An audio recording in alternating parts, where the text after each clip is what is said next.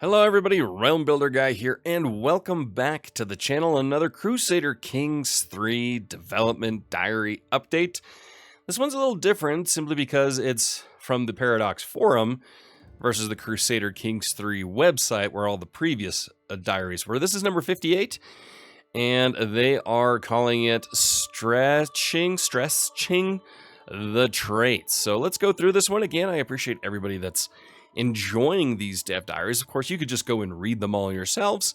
So I appreciate the fact that you're letting me ramble on about them and spending some time with me as I do so. All right, so starting off here, this is PDX Medoc. Nice to meet you all. I recently joined the Crusader Kings 3 game design team and am honored to inaugurate my PDX account with this dev diary. Today we will cover 2 improvements planned for the upcoming patch, additional content and AI warfare improvements. Okay, trait changes. One of the many pleasures of Crusader Kings is to personify a plethora of characters. I like the use of plethora there. Every one of them offers a good opportunity to roleplay thanks to the various combinations of traits they offer. The Azure patch, yes, I am sticking with Azure even though my body definitely wants to say Azure. The Azure patch will expand upon existing content by updating and adding some trait-specific interactions and consequences. With this update, we want to connect the stress system even closer to personality traits. I do like that. In case you're wondering about stress, I did do a guide about health and stress in CK3, so you may want to check that one out as well. One of the notable changes is for Shy. It will no longer generate stress when launching a personal scheme. I get that. Shy characters can still receive stress via some of the scheme event options, however. It will be less efficient at performing personal schemes. It will take them longer. But they will be able to do it without ending up having a mental breakdown. And I agree with that. I mean, just because you're shy or an extreme introvert doesn't mean you can't be scheming, plotting, and horrible human being. So it makes no sense that that would cause stress, so I'm glad they did away with that. We also added a few new interactions and decisions. For instance, forgiving characters can abandon one of their hooks to lose stress. Nice. I like that. You can either decide to be a truly forgiving character, abandoning a hook you obtained unwittingly, or you can actively look for hooks and then choose to be merciful. We have also added new options for diligent characters. They can dedicate themselves to improving the development of their capital, but doing so will generate a lot of stress. Finally, if impatient characters are stressed, they can speed up the progress of their current personal scheme without affecting their current stress levels. Let's see here. So my thoughts on this is diligent characters dedicate themselves to improving development of their capital, but doing so will generate a lot of stress.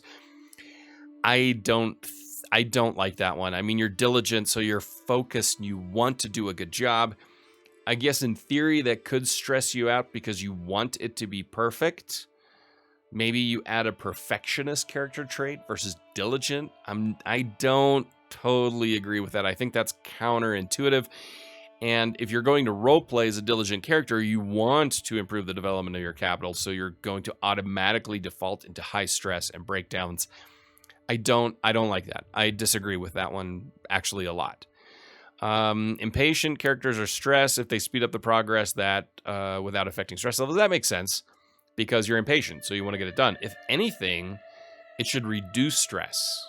If there are options to increase the progress of a personal scheme, I think it should reduce stress, but not affecting stress is already a good step in the right direction. So here you can see the diligent, develop character. You gain diligent planning for 5 years, and you gain 80 stress because you are diligent. Again, this one I don't like at all. I have to admit, I think this is a mistake. It's counterintuitive to what you are. It's not adding stress. If anything, if you're a perfectionist that's very diligent about a task, diving into it, I know for myself, I do that with certain projects for work. I dive into it. I'm not stressed. Not diving into it, not giving it my full attention, that stresses me out. So I think they got this one wrong. All right. Some traits have also gained access to interactions that are not related to the stress system, but still improve upon the expression of their personality. For instance, arbitrary characters can now dismiss a hook a vassal holds on them by spending a lot of prestige and gaining tyranny. Okay, I can live with that. I mean, it's arbitrary. It's fine. We'd love to hear your feedback and also suggestions for improving other traits. So, yeah, let me know in the comments what you think about this. I strongly disagree with this premise. This one I don't really care about. If you're impatient and speeding up progress doesn't give you stress, I'm okay with that. And shy characters no longer getting stress from launching a personal scheme. Let me know your thoughts. Let me know some other personality traits you think that should be modified in terms of stress gain or loss. All right, finally, AI in warfare. There are also a number of AI improvements, mostly about how the AI moves its units while at war. Pathfinding has been revised. Good, because, oh my god, that sometimes is annoying. And AR armies should now take more optimal routes to reach their targets, whether they be close but surrounded by treacherous terrain, or far away across the sea, which was most visible during Crusades.